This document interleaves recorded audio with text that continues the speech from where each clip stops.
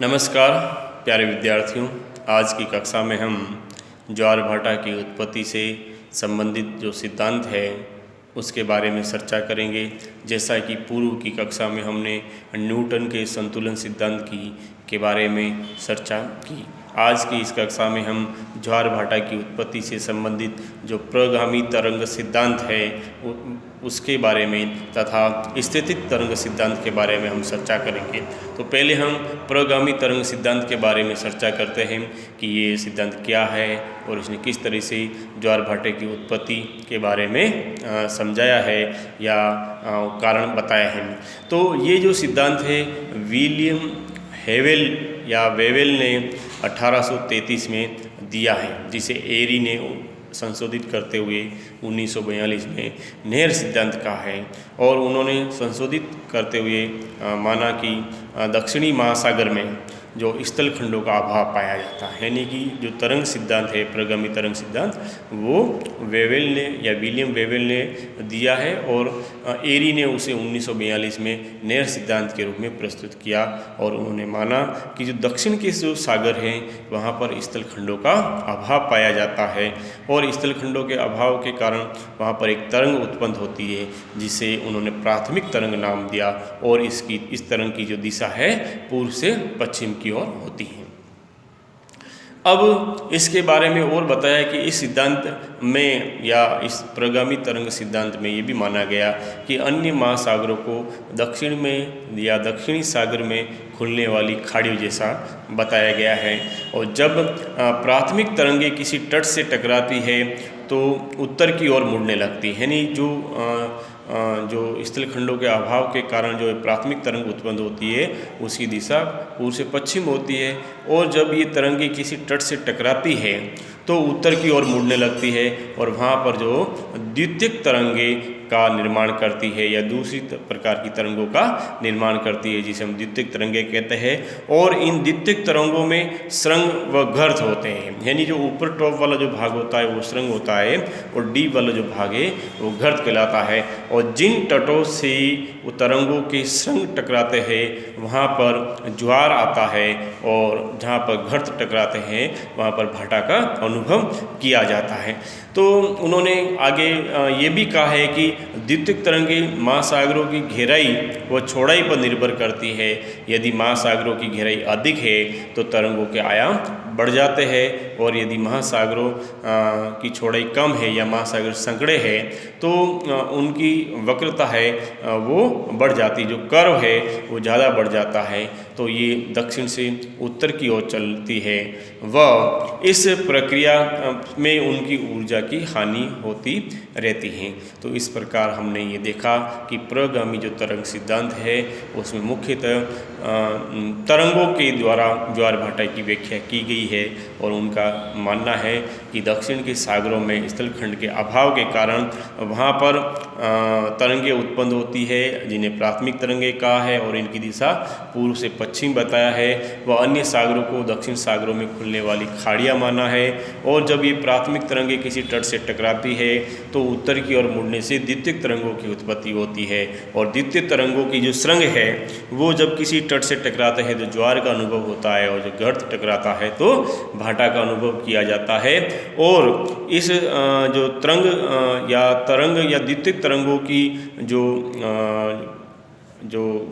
अपन कह सकते हैं कि गति है वो महासागरों की गहराई व चौड़ाई पर निर्भर करती है। यदि महासागरों की गहराई अधिक है तो तरंगों के आयाम भी बढ़ जाते हैं और यदि महासागर अगर संकड़े हैं तो उनकी जो कर्व है या वक्रता है वो धीरे बढ़ती है।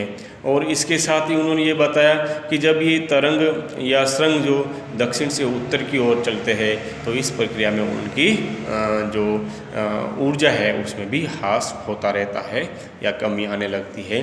तो इस सिद्धांत की कई विद्वानों ने क्या आलोचना की है या इसे सहमति जताते हुए उन्होंने बताया कि आलोचना इस आधार पर की जाती है कि इस सिद्धांत के अनुसार ज्वार है जो पहले दक्षिण में आने चाहिए और फिर उत्तर की ओर आने चाहिए, परंतु ये पाया गया कि अटलांटिक महासागर में केप हॉर्न व ग्रीनलैंड तक ज्वार एक ही समय उत्पन्न होते हैं। यानी प्रगामी जो तरंग सिद्धांत है उसमें सबसे पहले जो प्राथमिक तरंगों की जो बात कही गई है वो प्राथमिक तरंगें कहाँ उत्पन्न होती है? दक्षिण के सागरों में स्थलखंडों के अभाव के कारण उत्पन्न होती है। तो इस सिद्धांत में ये माना गया कि पहले ज्वार का अनुभव है या भाटा का जो अनुभव है दक्षिण के सागरों में होना चाहिए या दक्षिणी भागों में होना चाहिए, उत्तर की भागों में बाद में होना चाहिए। परंतु यदि हम अटलांटिक महासागर की बात करें तो उसमें उत्तर से लेकर दक्षिण तक यानी केप हॉर्न से लेकर ग्रीनलैंड तक जो ज्वार भाटा है आता है उसका एक ही समय रहता है। तो इस सिद्धांत की इस बात पर एक आलोचना की जाती है। इसके बाद उन्होंने ज्वार भाटा को एक वैश्विक घटना बताया, जबकि ज्वार एक क्षेत्रीय घटना है। यानी प्रगामी तरंग सिद्धांत की व्याख्या करने वालों ने ज्वार को एक वैश्विक घटना यानी कि संपूर्ण पृथ्वी की घटना को बताया। लेकिन ज्वार क्या होता है? एक पर्टिकुलर एक क्षेत्र विशेष में अनुभव किया जाता है, ना कि संपूर्ण वैश्विक भूपटल पर अनुभव किया जाता है।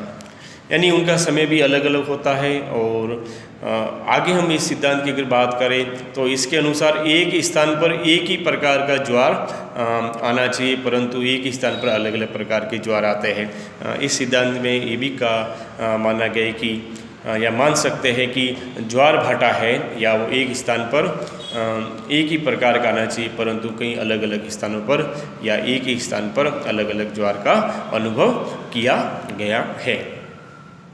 अब हम यदि आगे हम अगर व्याख्या करें स्थैतिक तरंग सिद्धांत के बारे में यदि हम चर्चा करें तो ज्वार भाटा से संबंधित जो स्थैतिक तरंग जो सिद्धांत है वो आर.बी. हैरिस के द्वारा दिया गया है। और हैरिस ने अपने एक उदाहरण के माध्यम से इस सिद्धांत की एक व्याख्या की। और हैरिस ने सबसे पहले एक बर्तन में जल लिया और उस बर्तन को हिलाया तो उससे दोलन गति होने लगी। वह जल कभी बर्तन के इस किनारे पर तो कभी दूसरे किनारे पर ऊपर की ओर आने लगता है, परंतु उसका जो सेंटर पॉइंट है वो एक ही रहता है, जिसे हैरिस ने भंवर बिंदु कहा है। यानी हैरिस ने जो अपना स्थैतिक तरंग दिया है उसकी व्याख्या के लिए उन्होंने सबसे पहले एक बर्तन लिया और बर्तन में जल को डाला और फिर बर्तन को हिलाया तो जल में जो लहरें उठती है तो कभी इस किनारे पर उठती है परंतु कभी दूसरे किनारे पर उठती है, लेकिन जो उस तरंग का जो केंद्रीय बिंदु है या भंवर बिंदु है वो एक ही रहता है या सेंटर पॉइंट एक ही रहता है या बीच में केंद्र में जल जो स्तर रहता है उसे हैरिस ने भंवर बिंदु या केंद्रीय बिंदु कहा है। इसके बाद हैरिस ने बताया कि महासागर में भी भंवर बिंदु होते हैं जिन पर जल स्तर रहता है और इन बिंदुओं से कई तरंगें उत्पन्न होती है जो घड़ी की सुई की दिशा के अनुसार महासागरीय तटों की ओर गति करती है सभी दिशाओं में। यानी हैरिस ने उस बर्तन में जल लिया और उसको हिलाने पर जो तरंगों की व्याख्या की और भंवर बिंदु के बारे में बताया तो उन्होंने बताया कि महासागरों में भी इसी तरह के भंवर बिंदु होते हैं और जहाँ से महासागरीय तरंगें उठती है वो तरंगे घड़ी की सुई की दिशा के अनुसार गति करती हुई महासागरों में चारों दिशाओं में चलती है या गति करती है। जब इन तरंगों की जो सुरंग है जो महासागरीय तट से टकराते हैं तो ज्वार आते हैं और जब गर्त टकराते हैं तो भाटा आता है।